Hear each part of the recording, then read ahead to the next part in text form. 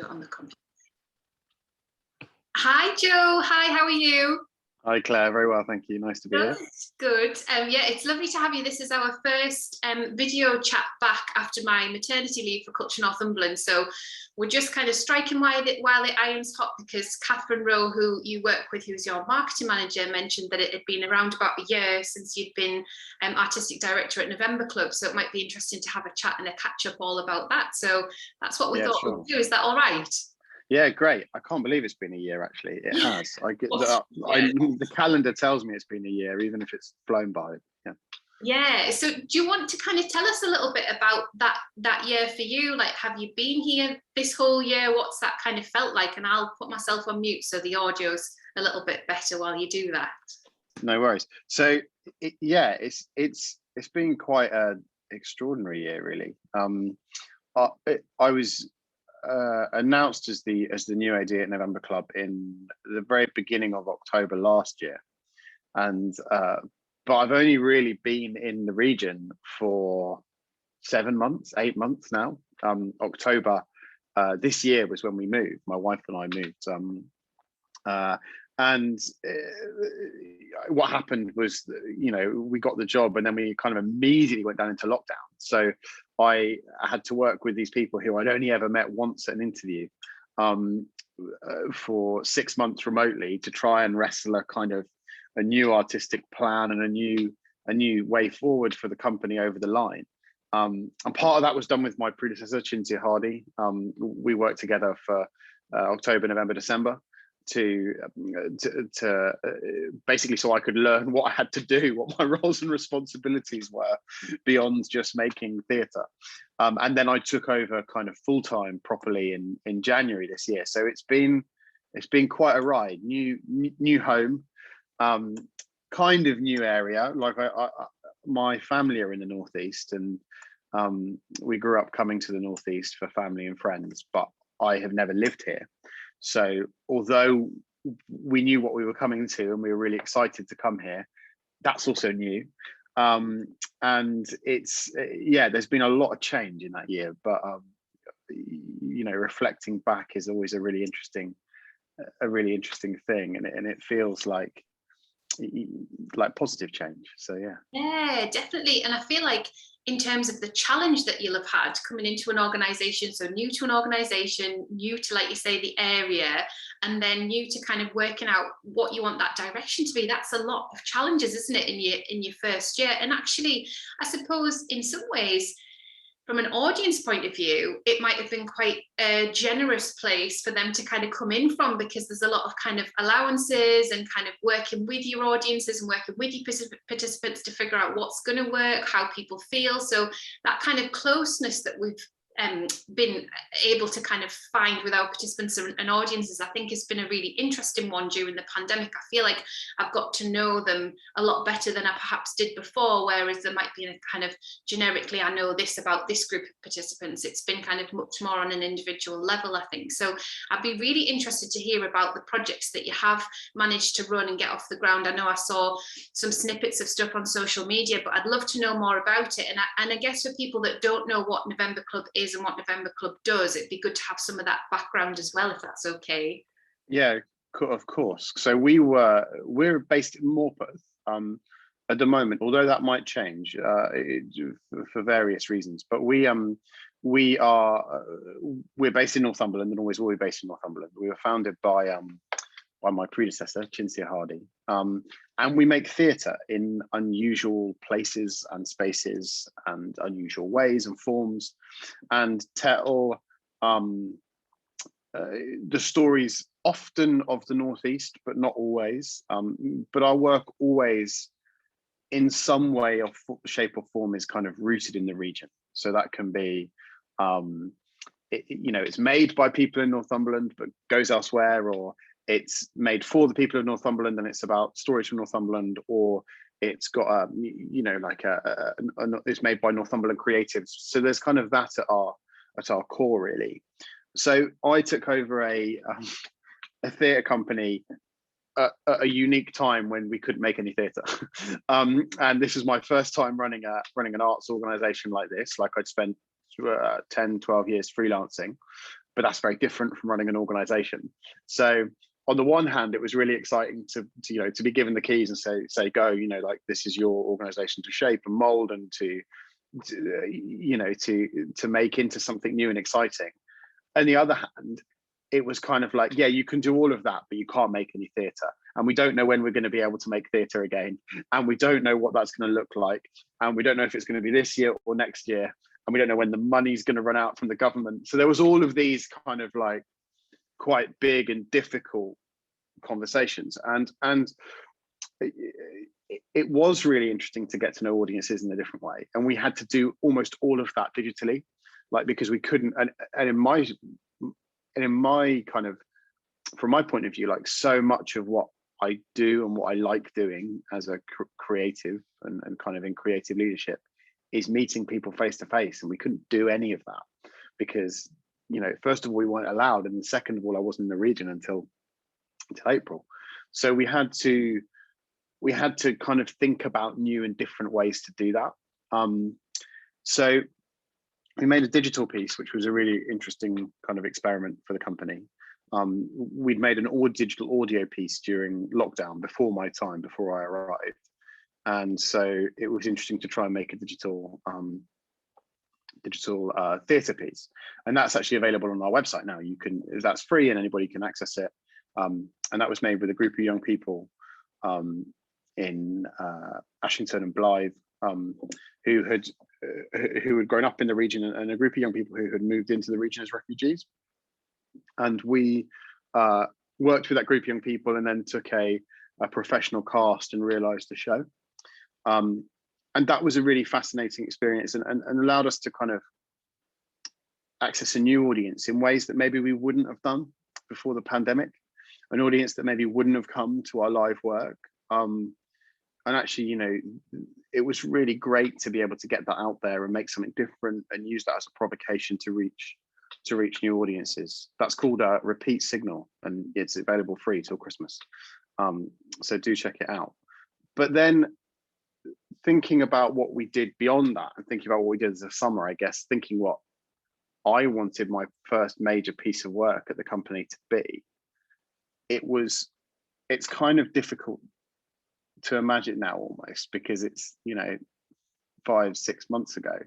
But in May, June this year, there really was no guarantee that we'd be able to transition back to in-person theatre working anytime soon. Like, the roadmap was quite sketchy, and, you know, was not, if it said that we could transition back to working, there was really no guarantee that the audiences would come with us, that actually we might be able to open our doors, so to speak, or we might be able to put on a show, but there was no guarantee that anybody would really want to sit next to a random person in theatre again anytime soon. And I still think that's true, actually. I still think that there is one of the things I discovered from the summer project talking to people is that there is still a nervousness. Yeah, and so I to say as well, that in itself is huge, isn't it? That sort of, from your point of view, going, I just don't know whether anyone is going to make that jump, make that leap. Is theatre enough to make you want to sit next to a stranger? Is that pull enough? Does that work mean enough? You know, at that point, and I can remember that point, I know exactly what you mean, and I think people watching or listening will think back to that as well and just sort of go, it was just so uncertain, wasn't it? There was just, everything was shifting. It was really, really difficult. So yeah, so at that point, but something did happen, didn't it? I know you're going to get into that. It did, yeah. So I'm quite a big walker, and I really love walking. I actually also live with a health condition, an invisible disability, which means that sometimes like walking can be quite difficult for me, but I really enjoy it. So I came up with this kind of provocation, which was, could we walk the county? Like, could we walk from Hexham to Berwick? There is a long distance walking path that basically does Hexham to Berwick, kind of, called St Oswald's Way. And so we got a map out and came up with a project that was part walk, part theatre project. So across the summer, we walked over 4 weeks from Hexham Abbey to Berwick, to Spittal, which is part of Berwick, really. And although they wouldn't like me to say that. I apologise for anybody in Spittal. It's not. It's a separate place. But we walked from Hexham to Spittal, and we did 9 days of public walking, where anybody could come and join. It was free to join. We provided transport back to the starting point, so all you had to do was get yourself to the starting point. There were walks of anything from 3 to 4 miles to 12 miles. Yeah, anybody could join, and really the only condition was that by joining, you kind of agreed to come on the journey and talk with us about where you were and what culture meant to you, and whether or not you felt you were ready to go back into theatre. And so that was the walking part of the project. And then dovetailing with that was something that we termed doorstep theatre. The walk was called Walk in Your Shoes, and the theatre bit was called Doorstep Theatre. Really kind of understanding that there are quite a lot of communities that we work with in Northumberland that haven't seen us for a long while. And there are also communities that we wanted to work with in Northumberland who we haven't had the opportunity to. And many of them sat along this walking route with maybe a little minor adjustment here or there. So we provided a theatre show to 8 communities along the walk. So we walked and then we stopped, and we walked and we stopped, walked and stopped. And at every stopping point, we offered a show called Doorstep Theatre, which was a one-person show that came to your doorstep, or to the street outside your house, or to your garden, or to your community centre if that felt safer for you.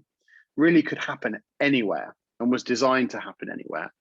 And it was a piece of half-an-hour storytelling show that again was offered free to you and your community, and really is a way of engaging with people again and bringing something to them if they felt they couldn't go to the theatre yet. So it was a very big, quite ambitious summer that feels exhausting just talking about it, but it was great fun. Yeah, and I think even as well with the weight of the pandemic, the mental load of trying to work everything out and then seeing if people are going to kind of commit to that. And I know people did commit to that and did say, yes, please, I'd like somebody to come and perform. And we can share maybe some of those stories in the accompanying blog post as well, to kind of hear from some of those audiences. So the walking that you did and the insight that you got from participants and audiences that came along St Oswald's Way, is there anything in that content that will have another life, or was it literally just a sort of action research walk? How will that work going forward? So what we learned a lot about theatre, a lot about art, and a lot about the way we make theatre. And that will feed into everything that we think about across the next couple of years. We'll continue working with those communities, but we're also going to continue walking, I hope, funding dependent really, but our hope is that Walk in Your Shoes will return next year, so 2022. Something probably slightly smaller, slightly more self-contained. Like, we can't commit to walking the length of the county every year. That would be fantastic if we could, but that doesn't feel like it's sustainable. But it will return in some form, so that walking will continue to be part of our programme. It feels like it connects us to Northumberland. It feels like it connects us to the people of Northumberland, and it feels like it's a really great way of meeting new audiences for whom maybe wouldn't consider coming to a theatre show and now are really engaged with the company. There was one person who came on quite a lot of walks, who had never heard of us and never considered the theatre company, and kind of rang us up and said, I'm really into walking, can I come on these walks? This would be great. And now they're a great advocate for the company, and that feels really important, and it feels like there's a kind of a community around walking to be built there. So it will come back, touch wood, like the early days, these plans at the moment, but it will come back in some shape or form next year, and it'll be really exciting to see where it goes. Yeah, absolutely. And I love that new audiences are finding you, because walking feels like such an accessible thing. It's like, yeah, these people walk, or these people like to walk, or walking feels like something that's available. Yeah, that just sounds just so exciting to have met some new people and some kind of diverse folk from across the county. Yeah. It feels as well like walking is actually the way we structured the walk in the summer, and what we learned, is that walking is and can be a very accessible thing. There were people who joined us for the walk, who joined us for a mile, who literally just joined us for the last little bit or the first bit out of the town. Our youngest participant, I think, I want to get this right, was 7. Wow. And our oldest, but no, that's not true. Technically, our youngest participant was less than a year old, but I'm not sure she was quite aware of what she was doing in the same way as the 7-year-old. But the oldest was in their 80s.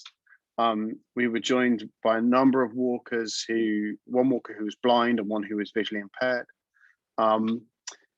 In terms of who we reached with that walk, it was really fascinating to see the type of people that came out and wanted to do it.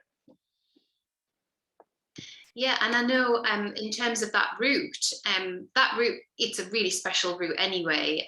But I know as part of that, you did a little walk over, well, it's not really a little walk, it's actually quite a big thing to do, over the Holy Island Causeway, didn't you? Which obviously is quite a technical thing to do. It's tricky in terms of the timings and fathoming that in, and a really kind of special and unique thing to have been able to do. And lots of people would like to do that, but don't quite know how to go about it. I've done quite a bit of work on Holy Island, and I've always had that response when I've talked about it. Oh, I'd absolutely love to walk the causeway, but I don't know how to do it and what I would need and special equipment and all that sort of thing. So yeah, could you tell us a little bit about that bit of the walk? Yeah, so we walked it with a brilliant woman called Mary, who lives on the island, who runs a walking tour. And we didn't do it as part of the walking tour. She did it just for us that day. And we really wanted to do it, but similarly, we're very clear that we were not going to do it on our own. Like, we risk assessed and ran the walks in all other stages on the route. All of the 125 miles, apart from that bit, because I had visions of 30 people getting stuck in the mud and calling out the Coast Guard and it all being a bit sticky. So she took us across, and it was actually remarkably muddy but easy. Like, we all rolled up our jeans and got stuck in. I think everybody had a really great time. That was our biggest walk, actually. I think 32 people came on that walk. You were barefoot on the walk, Joe? That one? Not that one. Yeah. Not the rest. No, the barefoot one. Yeah. Okay. Yeah. I didn't do Hadrian's Wall without any shoes on there. That would have felt a bit silly. But yes, we were barefoot for that walk. Yes. And there's a great picture of everybody that you can see on our website standing in the mud with muddy feet. Oh, beautiful. I'll have a look for that one, and I'll post it with this as well. Brilliant. And I know when I was on a call a few weeks ago, some of the cultural organisations were looking forward to National Portfolio Organisation applications for the Arts Council, which is obviously a huge piece of work, and I can't quite believe it's come round again. Every time it comes round, I'm like, has it been that many years already? So I guess you'll be getting your head into that type of work and that kind of forecasting, like longer term. I mean, I know it's a difficult thing to do because we're just emerging through the pandemic, but is that where your head's at, kind of quite a lot of forward forecasting now? Yeah, very much so. And in a way, that is scary as somebody who's, I've written 3 business plans in 12 months. And that's a lot for just because the Arts Council have been really great in terms of extending our funding and, have been a lifeline to many arts organisations during this time. But, obviously they also ask for your plans. And that's meant that we've had to write all sorts of business plans. But this is quite a nice time now. We have a show coming up in November that was directed by my predecessor, Cinzia Hardy, and was never realised because of the pandemic. So I really wanted to, thinking about the commitment to the kind of cultural ecology of the Northeast, really wanted to realise the work that had never had a chance to be realised. So that's coming up in November. So we're producing that at the moment. And Cinzia has really taken the creative lead on that because that's her project, which is quite good because it's leaving some time for us to think about the company and where we want to go and what the next 3 to 4 years look like. And that's, in a way, yes, it's scary, but it's also a gift to be able to come in, do a year, and then think, okay, where do we want to go? Like, what do the next 4 years look like? And how do we realize those? And I think from our point of view, how do we be the kind of open, inclusive, participatory company that we know we can be, and that we think Northumberland is ready for, like, and committing to making really exceptional professional work, but also imagining what we can be for the county, and how we can interact with new audiences and new communities across those 3-4 years. Yeah, absolutely. And I think that's what I felt, just looking at what had come out on social media and looking at how you guys were adapting, because some of the things that came out were geographically really close to me, and I don't get that a lot. So, like, on a personal level, I'm in Shilbottle, which is just outside Alnwick, but yeah, there's very few opportunities that come near to here. You've got to really search for them, and you've got, they're usually in the kind of bigger venues. Although we have Highlights Rural Touring that come to the community centre here, which is brilliant. But it was really refreshing to see, like, there was something popping up in Amble and Felton, and in terms of drive time for us here, and lots of other kind of really small, like, rural pockets, that's really close, and that felt really exciting, and felt like actually it's accessible and it's tangible, and I can see it. It feels sort of familiar. It's only down the road, and I've got a huge passion of working with audiences and participants close to home, but it's really hard to do because there's not the cultural infrastructure in the same way that there was when I lived in Newcastle. So for the last, I've been here sort of 5 years, I've been working all over the county, and as you know, it's a huge county. That's exhausting. So coming back after maternity leave, I've been really interested to sort of understand, for my kind of future plans, like, well, what does it look like when you do something really close to home? And I think the pandemic has helped me to think about that differently. And I've got really interested in projects that have kind of emerged from pandemic life, from kind of small community life and that kind of tight-knit community, and what they would like to see. So so it's been really exciting to see that sort of stuff, and geographically knowing the county the way that I do, going, I've never seen anything there before, and November could have brought it. So yeah.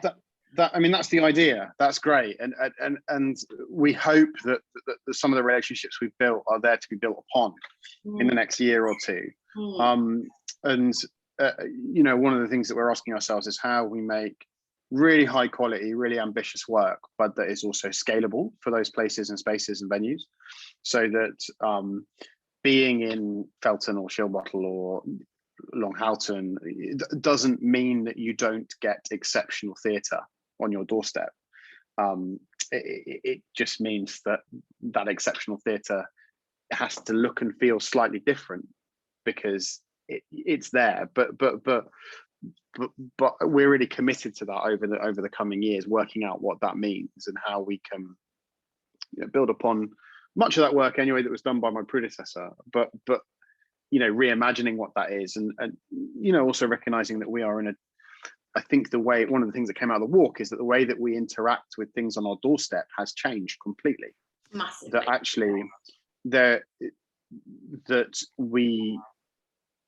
people felt much less connected to things happening in Newcastle or in Edinburgh, etc., but much more connected to what was on their doorstep, and much more interested in what was on their doorstep, and much more willing to, which is exciting, I think, much more willing to take a punt on what's on their doorstep, because the way that we interact with our communities has changed profoundly.